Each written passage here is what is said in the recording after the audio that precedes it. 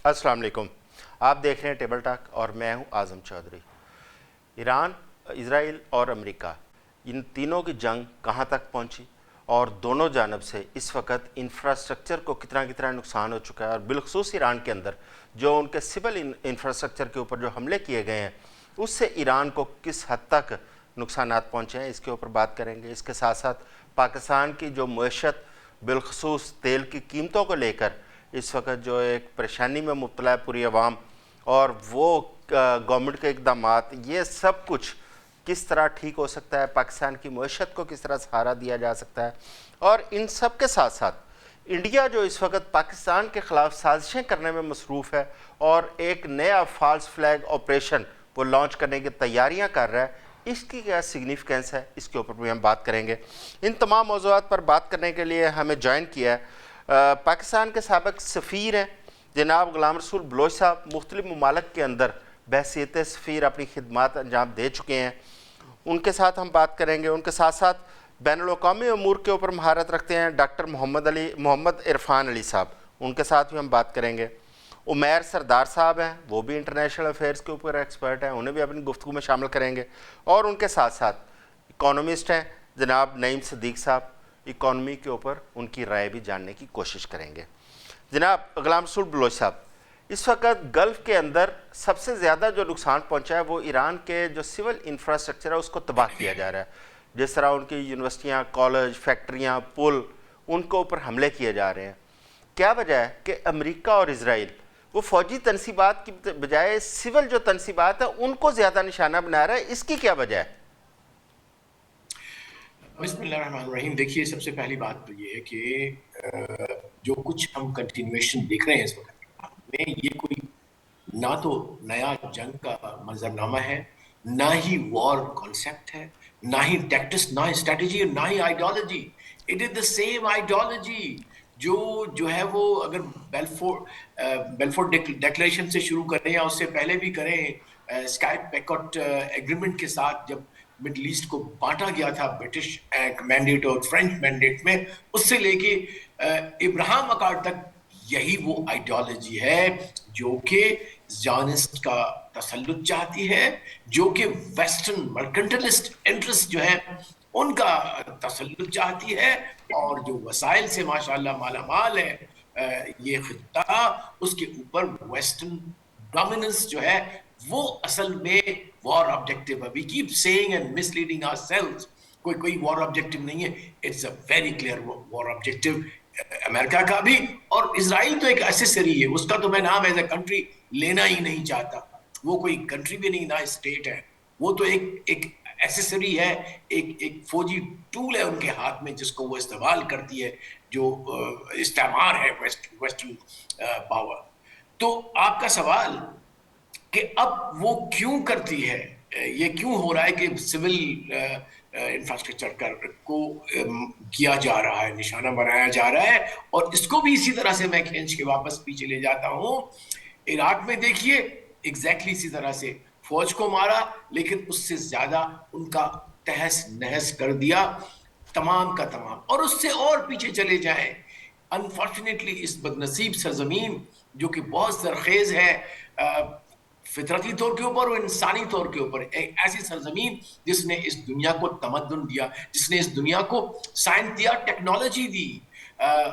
वो जो है वो तादारों से लेके इसी इसी यही रविश रखी है। जितने भी आते हैं जलगार करने वाले, आपको और हमें भूलना नहीं चाहिए कि बगदाद में अगर कुछ ज्यादा नुकसान किया तो उन्होंने पहले लाइब्रेरियां जलाई ताकि इनकी आने वाली नस्लें जो है वो इलिटरेट हो जाए, ना पढ़ सके, और जो असल हथियार है इल्म का, तालीम का, साइंस का, टेक्नोलॉजी का, वो उनके पास ना हो। तो मैं समझता हूं कि ये वही लश्कर लेके तबाही मचाने वाले लश्कर हैं, चजाए कि उनके पास आज घोड़ों के बजाय एम्फीबियस वो हैं, बोट्स हैं, या एयरक्राफ्ट कैरियर्स हैं, या मिसाइल हैं, जो भी कुछ है। लेकिन अब सवाल ये पैदा होता है कि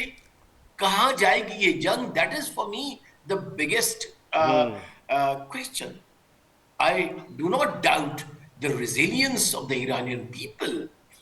ٹھیک ہے ویتنام میں بھی چلے، وہ لڑے 20 سال لڑے، پھر دوبارہ آج میں وہاں چونکہ ایمبیسڈر رہا، تو آج اگر وہاں جاؤ گے تو وہی اسپرٹ ان کے اندر ہے. ایک چھوٹی سی صرف مثال آپ کو بتاتا چلوں کہ ان کے اندر کتنی خود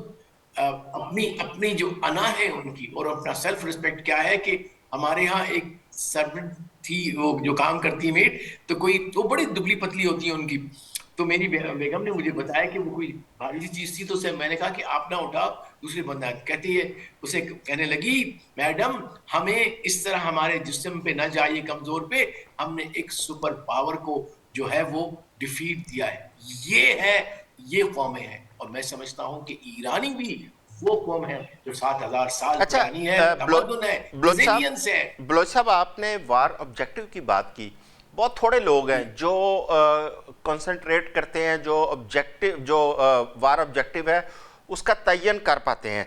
کیونکہ ٹرمپ نے پہلے کہا کہ ہم نے رجیم چینج کرنی ہے، پھر انہوں نے کہا کہ ہم نے ایران کو ڈسمینٹل کر دینا ہے، پھر انہوں نے کبھی کہا یہ مذہبی جنگ ہے، کبھی کچھ کہا،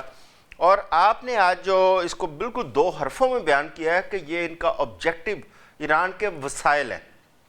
اور ایران کے جو وسائل ہیں انہی کو اگر ہم باقی جو جنگیں امریکہ نے لڑی ہیں جس طرح عراق ہے، شام ہے، لیبیا ہے، اور نظر بھی آتا ہے کہ وہاں کے وسائل کے اوپر قبضہ کرنے کے لیے. اب اگر ہم وسائل کو مد نظر رکھتے ہوئے اس جنگ کو آگے دیکھیں تو آپ کیا خیال کرتے ہیں کہ یہ جنگ کیسے رکے گی، کہاں تک پہنچے گی؟ کیونکہ ٹرمپ تو وسائل کے اوپر نظریں جمائے بیٹھے ہیں اس کی. دیکھیے جی، میں پہلے تھوڑا سا مجھے ہوپ ہوا تھا جب پاکستان نے ایک انیشیٹو لیا، اور اس اعتماد سے لیا کہ جو وارنگ پارٹیز ہیں وہ آئیں گی، ٹیبل ٹاکس کریں گی، اور ان کی سنسیریٹی، اور ہم سے کہا گیا، پاکستان نے والنٹیئر نہیں کیا، ان کو کہا گیا، امریکہ کی طرف سے کہا گیا، ایران کی طرف سے بھی ایک ولنگنس دکھائی گئی. لیکن اصل میں ایران کا قصور میں نہیں سمجھتا اس میں. اصل میں وہ اتنے دکھی ہیں، اتنے مار کھائی ہوئی ہے انہوں نے ان لوگوں سے 40-47 سالوں سے، وہ شاید امریکن انسٹنکٹ کو ہم سے زیادہ جانتے. تو انہوں نے کہا کہ آج ہم بند کر دیتے ہیں، آپ کیسے گارنٹی دیں گے کہ یہ دوبارہ پھر نہیں چڑھ دوڑیں گے، یا نتنیاہو نہیں چڑھ دوڑے گا. تو وہ کہتے ہیں ہم اب اس جنگ کو اپنے منطقی انجام تک پہنچانا چاہتے ہیں. وہ یہ کہ امریکہ استعمار جو مغرب کا اور ان کا جو یہاں ٹولہ اسرائیل ہے وہ توبہ تائب ہوں، اس کے بعد ہی ہم کریں گے. which if I was Irani I would do it, I'll pay the price for it. I entirely agree with it. تاریخ کی جن کو نظر ہوتی ہے وہ یہی کرتے ہیں، کیونکہ ورنہ یہ ہوگا کہ آج انہوں نے 2000 بندے مار کے وہ بھول جاتے، پھر آپ ان کے ساتھ نیگوسیشن میں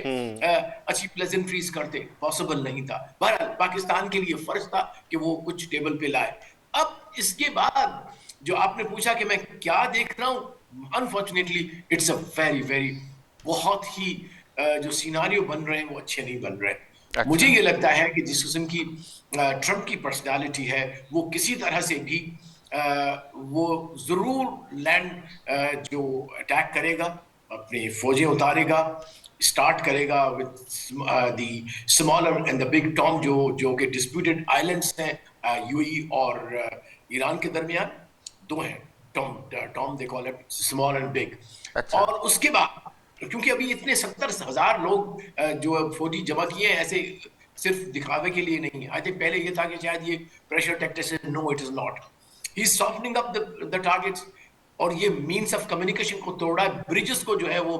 نشانہ بنا رہا ہے، وہ ویکسین سینٹر کو بنا رہا ہے، ہاسپٹلز کو بنا رہا ہے، اور اینڈ میں شاید وہ آئل اور پانی کے اس پہ بھی آ جائے. فیکٹریاں بھی ٹارگٹ کی ہیں، آئرن کی فیکٹریز جو ہے وہ بھی ختم ہوں گی تاکہ ان کو آگے یہ لوگ جنگ کو جاری نہ رکھ سکیں. اب سوال یہ پیدا ہوتا ہے کہ ان کو روکے گا کون؟ اور اس کو آپ ملائیے جو اتنی ساری ریزگنیشنز ان کی آرمی کے اندر آئے. I think that we must underline, flag it کہ یہ جو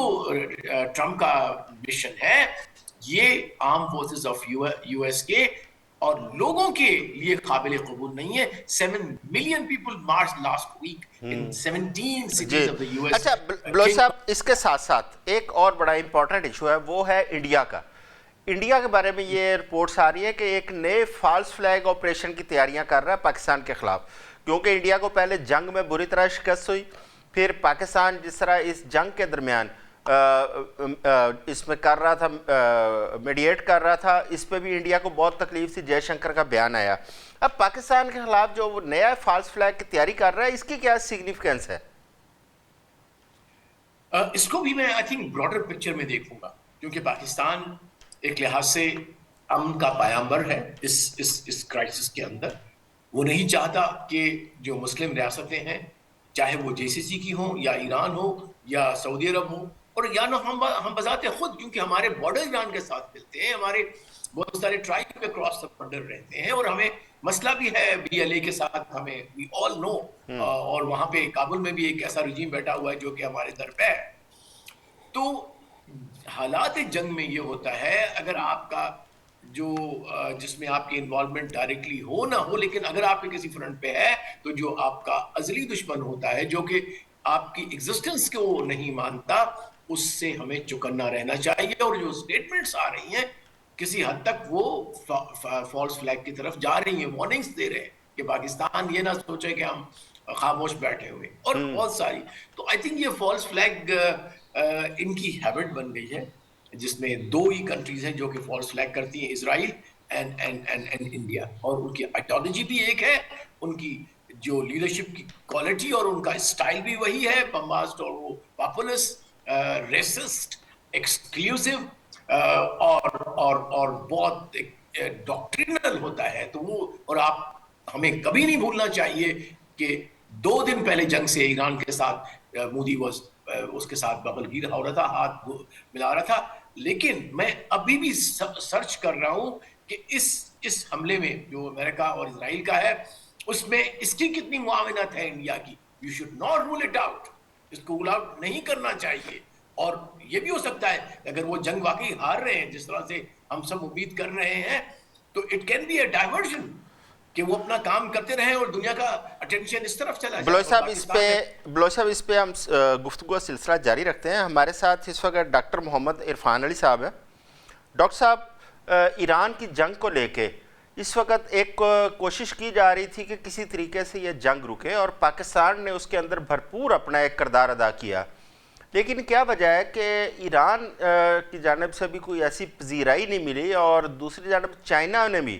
ہماری ان کوششوں کو اس طرح سپورٹ نہیں کیا جنگ روکنے کے لیے جس طرح کرنے کی ضرورت تھی؟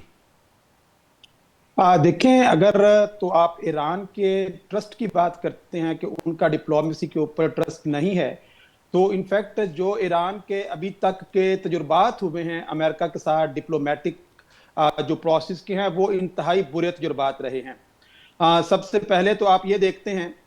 کہ جب joint comprehensive plan of action جو ہے وہ سائن کیا گیا 2015 کے اندر، 8 سال کی محنت کا نتیجہ تھا، اور اوباما کی ایڈمنسٹریشن تھی، دنیا کے 5 بڑے ممالک اور جرمنی اس میں شامل تھا. تو ڈونلڈ ٹرمپ نے آ کے 2018 میں سنگل ہینڈڈلی جو ہے اس کو ختم کر دیا. پھر جون 2025 کے اندر جو جنگ ہوئی، جنگ سے پہلے ایک نیگوسیشن کا پروسیس چل رہا تھا، تو اس کے نتیجے میں امریکہ نے مڈل آف دا ٹاک بم پھینک دیا. پھر اس کے بعد ہم دیکھتے ہیں کہ یہ جو جنگ بندی جون 2025 کی جنگ بندی کے بعد بھی اب پھر دوبارہ سے یہ ہو گیا. تو جب آپ بار بار کسی ملک کے ٹرسٹ کو اس طریقے سے تباہ کریں گے اور ان کا ٹرسٹ ختم کریں گے، تو وہ ہمیشہ وہ ہو جاتا ہے، ویجیلنٹ ہو جاتا ہے وہ ملک، کہ کہیں یہ والی جو کوشش ہے یہ بھی کہیں ہمیں پھنسانے کی کوشش نہ ہو. دیکھیں، قطر کے اندر بلایا گیا تھا ایرانین کو بھی، اور ساتھ میں حماس کے لیڈران کو بھی وہاں پہ بھی اٹیک کر دیا گیا تھا. تو مطلب اب ٹرسٹ کر نہیں سکتا ہے ایران امریکہ کے اوپر. تو اس سارے سیناریو کے اندر یہ جو امریکہ نے انٹرنیشنل ڈپلومیٹک مورالیٹیز اور ڈپلومیٹک جو ٹریڈیشن ہے، اس کو جتنا نقصان ڈونلڈ ٹرمپ کی ایڈمنسٹریشن نے پہنچایا ہے کہ اس وقت دنیا میں کوئی بھی ملک جو ہے وہ ڈونلڈ ٹرمپ کی بات کے اوپر یقین کرنے کا سوچ بھی نہیں سکتا ہے. کیوں؟ سب سے بڑھ کر پاکستان کو بھی ان سارے سیناریو کے اندر بہت پھونک کے قدم رکھنے کی ضرورت ہے. یہ تو بات ہو گئی آپ کی ایران کے ٹرسٹ نہ کرنے کی. دوسری طرف آپ نے بات کی ہے چین کی. دیکھیں، چین اس وقت اس ساری جنگ کو ایک فیلڈ لیبارٹری کے طور پر دیکھ رہا ہے، جو کہ جتنے بھی بوم یا میزائل جو ہیں وہ اس وقت ایران کے اوپر پھینکے جا رہے ہیں، ان کی وہ ریورس انجینئرنگ کر رہا ہے اور کل کو جب چین اور امریکہ کبھی آمنے سامنے ہوں گے تو کس طریقے سے امریکہ کی یہ جو اسٹریٹجی ہے, یہ جو ملٹری پلے بک ہے, اس کو وہ اسٹڈی کر رہا ہے تاکہ اس وقت اس کو کاؤنٹر کیا جا سکے. کل کو اگر ہم تائیوان کی طرف چائنا جاتا ہے یا ساؤتھ چائنا سی کے اندر جاپان کے ساتھ بھی, کیونکہ اس کے تعلقات آج کل بہت زیادہ اچھے نہیں ہیں, تو اس سارے سناریو کے اندر چین تو ایک اپرچونٹی کے طور پر اس کو دیکھ رہا ہے. اور تیسری جو وجہ ہے اس کے اندر آپ کے جو عرب ممالک ہیں جن کے ساتھ پاکستان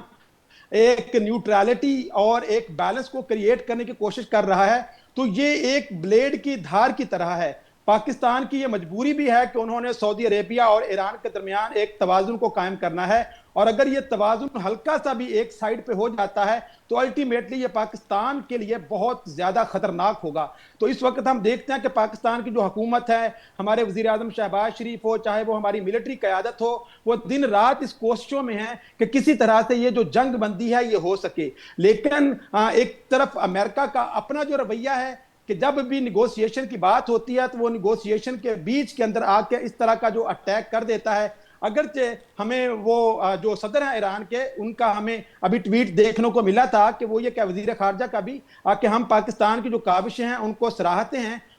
اور یہ جو نیو یارک ٹائم کے اندر اور امریکن میڈیا کے اندر یہ بات کی جا رہی ہے کہ اس لیے ایران اسلام آباد نیگوسیشن کے لیے نہیں آیا تھا کیونکہ امریکہ جو ہے وہ لیڈران کے اوپر حملہ کرنا چاہتا تھا, تو وہ اس بات کو بھی نگیٹ کرتے ہوئے نظر آ رہے ہیں. ڈاکٹر صاحب, اس پہ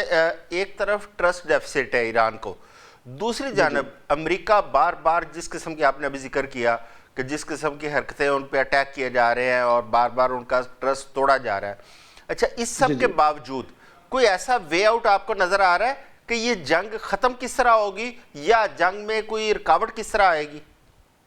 دیکھیں, اس وقت یہ جنگ کا وہ مرحلہ ہے جس مرحلے کے اندر دونوں جو فریق ہیں, یہ بالکل یوکرین کی جو وار ہے نا, یہ اس کا فالو اپ ہمیں پیٹرن بالکل اسی پیٹرن کو فالو کرتی ہوئی نظر آ رہی ہے کہ دونوں فریقین کے پاس وقت تو ہے بیٹھنے کا کہ وہ بیٹھ کے کسی نیگوسیشن کے اوپر آ جائیں, لیکن کسی ایک فریق کو کسی ایسی شرط کو ماننا ہوگا کہ جو شرط اس کے لیے انٹرنیشنلی اور اس کے انٹرنل ڈومیسٹک پولیٹکس کے اندر بہت زیادہ اس کو ڈی مورلائز کرے گی یا اس کو بہت زیادہ نقصان پہنچائے گی. اب امریکہ کی گلوبل ہیجمنی جو ہے وہ داؤ پہ لگی ہوئی ہے اور ایران جو ہے وہ اپنے سروائیول کی جنگ لڑ رہا ہے. اس وقت سب سے بڑا جو ایشو ہے وہ خود ڈونلڈ ٹرمپ ہے, ڈونلڈ ٹرمپ کی ایڈمنسٹریشن ہے کہ Donald Trump is the person جس کی جو کنجی ہے یا چابی ہے یا جو سٹیئرنگ ہے وہ نتن یاہو کے پاس اسرائیل کے اندر موجود ہے. اب جو تیسرا فریق ہے وہ کبھی بھی اس جنگ کو رکنے دے گا نہیں, کیونکہ یہ وہ لمحہ ہے کہ اگر اس لمحے میں جنگ رک جاتی ہے تو اس کا الٹیمیٹ جو بینیفٹ ہے وہ ایران کو ہوگا اور وہ اس خطے کا ایک بڑا اسٹریٹجک ونر بن کے ابھرے گا. اب جنگ ختم کیسے ہوگی؟ دیکھیں, پاکستان ہے, ترکی ہے, ایجپٹ ہے, سعودی عربیہ اور عرب کنٹریز, اب ان کو یہ ریلائز کرنا ہے کہ انہوں نے کہیں نہ کہیں آ کے ایران کو کنسیشنز دینی ہیں اس حد تک کہ اگر ایران یہ کہتا ہے کہ جتنا بھی ملٹری سٹرکچر ہے اس وقت امریکہ کا مڈل ایسٹ کے اندر, ایران کہتا ہے کہ یہ سٹرکچر جو ہے اس کو ختم کیا جائے, تو اس کی جگہ پہ پاکستان, ترکی, ایجپٹ جو ہیں, چائنا اور روس, اس خطے کے جو ممالک ہیں, ایشیا کانٹیننٹ کے جو ممالک ہیں, وہ مڈل ایسٹ کا جو سیکیورٹی سٹرکچر ہے اس کو وہ ڈیزائن کریں. تو یہ وہ لمحہ ہوگا جس کو اگرچہ امریکہ کے لیے قبول کرنا اتنا آسان نہیں ہے, لیکن عرب کنٹریز اگر یہ چاہتے ہیں کہ کسی طرح سے ان کے لیے آنے والا وقت کچھ عافیت کا وقت ہو یا پاکستان یا دیگر پوری دنیا کے لیے, میں آپ کے پروگرام کے توسط سے یہ بات میں کہنے میں کوئی عار محسوس نہیں کرتا ہوں کہ اگر اگلے 10-12 دنوں تک یہ جنگ ختم نہیں ہوتی ہے تو Middle East can be the flash point of the third world war. اب یہ جس طرف صورتحال جا رہی ہے, اب جب ڈونلڈ ٹرمپ یہ بات کر رہا ہے کہ میں اگر یہ 48 گھنٹے میں ایران کو دے رہا ہوں, اگر وہ یہ کام نہیں کرتا, بالکل اسی طرح کا جو ایک الٹیمیٹم تھا وہ 1945-46 کے اندر کیا گیا تھا جاپان کو کہ ہم آپ کے اوپر سرنڈر کر دیں ورنہ ہم یہ کام کر دیں گے, اور آپ نے دیکھا کہ پھر انہوں نے اپنا جو لٹل ماسٹر کے نام پہ ایٹم بام تھا 20 KT کا یا 15 KT کا, وہ اس کے اوپر پھینک دیتے ہیں. اور یہ جو دونوں میڈ مین اس وقت موجود ہیں, ایک طرف نتن یاہو اور دوسری طرف ڈونلڈ ٹرمپ, ان سے کسی بھی بات کی توقع کی جا سکتی ہے. ڈونلڈ ٹرمپ اس وقت ایسی سچویشن کے اندر ہے کہ الیکشنز ہونے والے ہیں اور اس کے اوپر بہت سارے کرپشن کے کیسز بھی ہیں. ٹھیک ہو گیا. میں عمیر سردار صاحب کی طرف جاؤں گا. عمیر صاحب, یہ ابھی بڑی امپورٹنٹ گفتگو کی ہے ڈاکٹر عرفان صاحب نے اچھا آپ کیا سمجھتے ہیں، میرا آپ سے وہی سوال ہے کہ جس قسم کا ٹرسٹ ڈیفیسٹ ہے، جس قسم کی ڈونلڈ ٹرمپ کی اس وقت صورتحال جا رہی ہے اور انہیں امریکہ کے اندر سے بھی تنقید کا نشانہ بنایا جا رہا ہے اور پوری دنیا بھی ان کے اوپر تنقید کر رہی ہے، اور وہ اپنی ایک ہی نشست کے اندر اپنے 3-4 ان کے بیانیے مختلف ہوتے ہیں اور ہر بات اپنی بات کو خود ہی نگیٹ کر رہے ہوتے ہیں، آپ کیا سمجھتے ہیں کہ اس جنگ کا جو حتمی جو اس کا رزلٹ ہوگا وہ کیا ہوگا؟ کیا یہ جنگ رک پائے گی؟ دوسرا، جو مشرق وسطیٰ کے ممالک جن کا ڈاکٹر عرفان صاحب نے ذکر کیا، کیا وہ چاہیں گے کہ ایران اس خطے کے اندر جیت جاتا ہے تو وہ ڈومینیٹ کرے؟ سب سے پہلے تو آپ کا بہت شکریہ کہ آپ نے اس موضوع پر مجھے لیا، اور جیسے کہ مجھ سے پیشرو جو گفتگو کی انہوں نے جس چیز کی طرف اشارہ کیا وہ سب سے بڑی جو چیز ہے کریڈیبلٹی کی ہے، اور آپ اگر دیکھیں تو ڈونلڈ ٹرمپ کی credibility for that matter gauge کی جاتی ہے کہ کیا آیا جو بات اس نے کی ہے اس کو پاسداران انقلاب یا ایران کی جو ڈپلومیسی ہے یا ڈپلومیٹس ہیں وہ اس کو آن کر رہے ہیں یا نہیں، تو یہ تو عالم ہے ان کی کریڈیبلٹی کا۔ اور جیسا کہ اس سے پہلے کے چیزوں کے حوالے سے ڈاکٹر صاحب نے بات کی، یقینی طور کے اوپر وہ بڑا ایک سوالیہ نشان ہے ان کے سنجیدگی کے حوالے سے کہ وہ کس سنجیدگی سے دنیا کے معاملات کو دیکھ رہے ہیں یا دنیا کے معاملات کو چلا رہے ہیں۔ اور میرا اپنا خیال ہے جس طرح عمان کی ڈپلومیٹس نے اور عمان کی لیڈرشپ نے بھی جو ڈیبیٹ کھولی اور یقینی طور کے اوپر انہوں نے کہا کہ یہ جو نیگوسیشنز کے دوران اس طرح کا عمل کیا گیا ہے اور جو وار شروع کی گئی ہے، تو وہ بھی ان کی سنجیدگی اور ان کی جو where the strings are being pulled from اس کی سمجھ آ رہی ہے۔ تو یہ تو بنیادی طور کے اوپر اگر ہم دیکھیں تو ایران بیانیے کی جنگ اگر ہے کوئی تو وہ ایران اس وقت جیتا ہوا ہے، لیکن آپ کو یہ سمجھنے کی ضرورت ہے کہ جب ہم بین الاقوامی تعلقات کو دیکھتے ہیں تو اس میں جو ابھی جنگ ہے وہ یونی پولیرٹی اور ملٹی پولیرٹی کے فار ایگزامپل درمیان میں ہے، اور جو امریکہ ہے وہ یونی پولیرٹی کو برقرار رکھنے کے لیے جو ہے مائٹ از رائٹ کا قانون آگے لے کر چل رہا ہے، اور وہ یہ کہنا چاہ رہا ہے اور دنیا سے یہ پاور بھی کرانا چاہ رہا ہے کہ this is exactly that super power is America, still America, اور وہ چاہے آپ اس کو اکنامک طرز پر دیکھیں یا نہ دیکھیں، لیکن ملٹری پرویس میں، ملٹری پاور میں امریکہ ہی ایک جو ہے وہ ملٹری پاور ہے، اور وہ اس کو منوائے بغیر میرا نہیں خیال کہ کسی بھی طرح سے ٹیبل ٹاپ پہ آنے کی کوشش کرے گا۔ کیا آپ نیو ورلڈ آرڈر کی طرف اشارہ کر رہے ہیں کہ ایک طرف؟ جی بالکل، آپ دیکھیں تو کچھ 21ویں صدی کے شروعات سے ہی اگر ہم کہیں تو rise of the rest and the decline of the west کہیں نہ کہیں یہ تھیوری سامنے آ رہی تھی، تو اس میں جو ایک چین نے کردار ادا کیا، پھر روس نے کردار ادا کیا، یقینی طور کے اوپر وہ بڑا سلو اینڈ سٹڈی ہے لیکن بڑا سالڈ ہے، تو وہ آپ اکنامک ہیجیمنی جو تھی یا اکنامک جو ایک طرز پہ امریکہ دنیا کو لیڈ کر رہا تھا اس کو تو انہوں نے چیلنج کیا، لیکن جو ملٹریلی اس کو چیلنج سامنے آیا تھا اس نے اس کو بڑے واضح طور کے اوپر نگیٹ کیا ہے اور یہ کہا ہے کہ unipolarity is the new world order still and it will remain like that. تو وہ میرا اپنا خیال ہے کہ وہ جس طرح ڈاکٹر صاحب نے بھی کہا کہ وہ اس ہیجیمنی کو ختم ہوتے ہوئے نہیں دیکھ سکتا، اور اگر کسی طرح سے یہ جنگ جلد از جلد ختم ہوتی ہے تو یہ ایران کے فائدے میں جائے گی، جس طرح کی ابھی تک کی صورتحال بن چکی ہے۔ یہاں پہ وقت ہوا ایک شارٹ بریک کا، بریک کے بعد واپس آتے ہیں تو ماہر معیشت ہے ہمارے ساتھ نعیم صدیق صاحب، ان سے ہم جاننے کی کوشش کریں گے کہ پوری دنیا کے اوپر اس وقت معاشی طور پر اس جنگ کی وجہ سے کیا اثرات مرتب ہوئے ہیں اور پاکستان کس حد تک متاثر ہوا ہے اس جنگ کی وجہ سے۔ لیتے ہیں شارٹ بریک، ہمارے ساتھ رہیے گا۔